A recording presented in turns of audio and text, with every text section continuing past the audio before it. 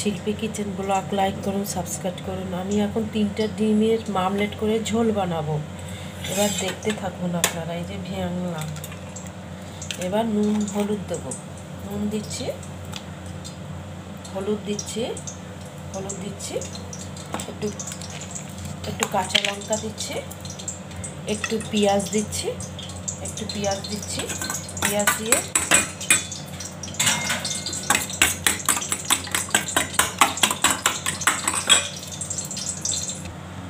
দিয়ে দিচ্ছি।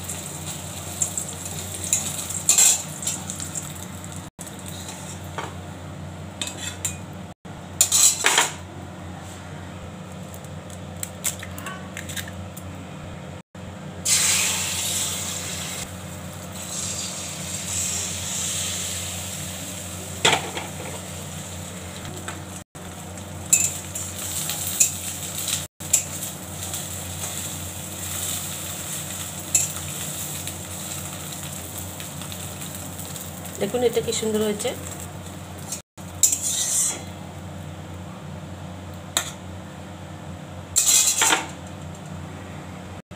ফোড়ন, তেজপাতা, জিরা, কালো জিরা, লঙ্কা দিয়ে দিচ্ছি। আমি শসা দিয়ে আজকে ডিম বানাবো। পেঁয়াজটা দিয়ে দিচ্ছি, টমাটোটা দিয়ে দিচ্ছি, এতগুলো লাগবে না, টমাটোটা দিয়ে দিচ্ছি, আদা বাটা দিয়ে দিচ্ছি,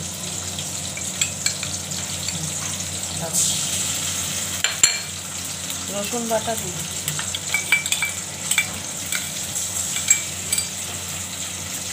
লঙ্কা বাটা দিয়ে দিচ্ছি, কাঁচা লঙ্কা বাটা, ঝাল কম দেবো, নুন দিয়ে দিচ্ছি, নুন, তারপরে হলুদ দিয়ে দিচ্ছি। হলুদটা একটু বেশি দিই, আমার হলুদ ভাতটা মাখলে যেন তরকারিটা লাল লাল হয়ে যায়। ভাতগুলো আমার ভীষণ ভালো লাগে এইভাবে ভাত খেতে, ওই জন্য আমি একটু মশলা দিয়ে একটু খেতে ভালোবাসি। আদা রসুনের যে বাটিতে ছিল ধোয়া জলটা একটু দিয়ে দিচ্ছি।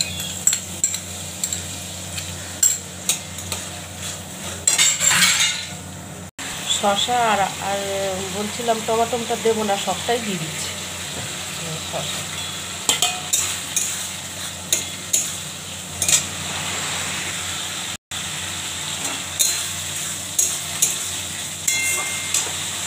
ডিমটা দিয়ে দিচ্ছি।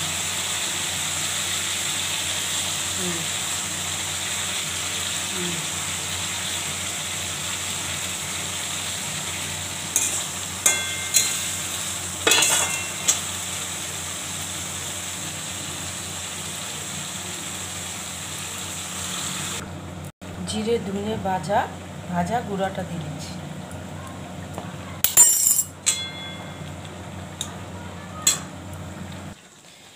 গরম মশলা আর ধনে পাতা,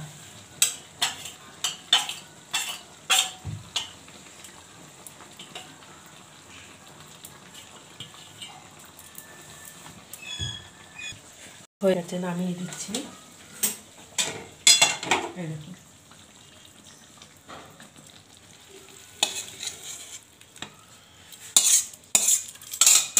শসা দিয়ে ডিম হয়ে গেছে, শসা দিয়ে ডিম আমলেট করে ঝোল হয়ে গেছে।